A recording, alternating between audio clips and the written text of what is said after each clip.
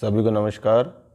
शिक्षा शास्त्र के अंतर्गत अनेक विधियों प्रविधियों की बात हम करते हैं, जिसमें एक महत्वपूर्ण विधि है जिसे हम सहयोगी अधिगम विधि अथवा कोलैबोरेटिव लर्निंग मेथड कहते हैं।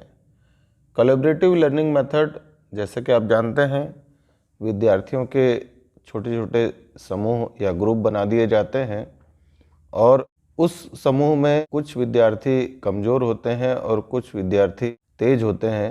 तेज विद्यार्थी कमज़ोर विद्यार्थियों की सहायता करते हैं और सभी बच्चे बिना शिक्षक की सहायता के, या ऐसा भी कहें कि बिना शिक्षक के प्रत्यक्ष सहायता के, आपस में ही संवाद करते हुए धीरे धीरे करके सीखते जाते हैं। इस विधि में तुलनात्मक रूप से शिक्षक की उपस्थिति और शिक्षक का महत्व कम होता है और विद्यार्थी अपने आप में महत्वपूर्ण होते हैं और विद्यार्थी एक दूसरे की सहायता करते हैं।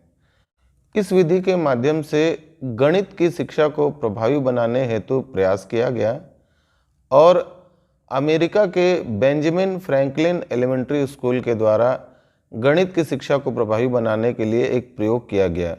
जैसा कि आप जानते हैं कि गणित केवल भारत में ही नहीं, विश्व के अनेक देशों में आज भी उतना ही कठिन माना जाता है जितना पहले माना जाता था।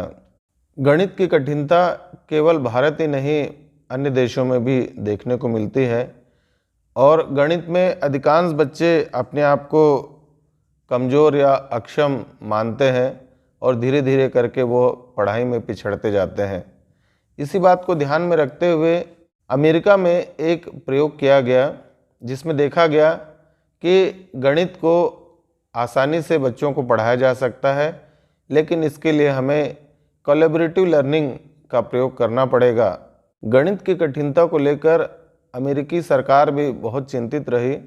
कोरोना के कारण स्कूली बच्चे धीरे धीरे करके गणित विषय में कमज़ोर पड़ने लगे और उनकी पकड़ कम होती गई और इसी बात को ध्यान में रखते हुए अमेरिका के कनेक्टिकट स्थित बेंजामिन फ्रैंकलिन एलिमेंट्री स्कूल ने इस विषय को न केवल रोचक बनाया बल्कि इसे प्रभावी बनाने के लिए उपाय भी सुझाया।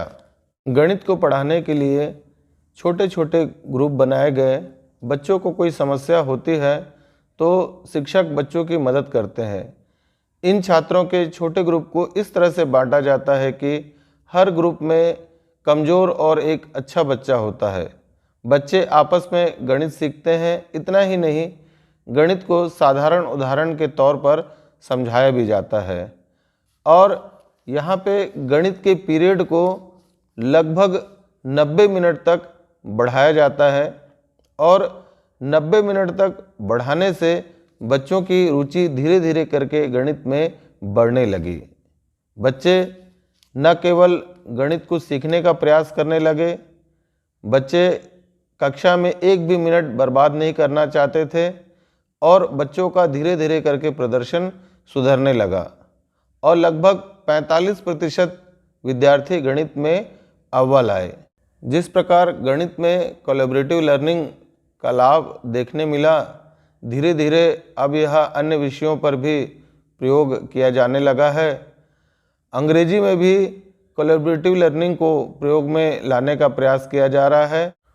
इस प्रकार हम देखते हैं कि बच्चों के समूह बनाकर कोलैबोरेटिव लर्निंग के माध्यम से यदि बच्चों को पढ़ाया जाए तो निश्चित रूप से उनकी अधिगम उपलब्धि में सुधार आ सकता है। विद्यालय एवं कक्षा में शिक्षक को व्याख्यान विधि के अलावा अन्य प्रजातांत्रिक विधियों का प्रयोग करना चाहिए, जिससे बच्चों में रोचकता उत्पन्न हो। बहुत बहुत धन्यवाद।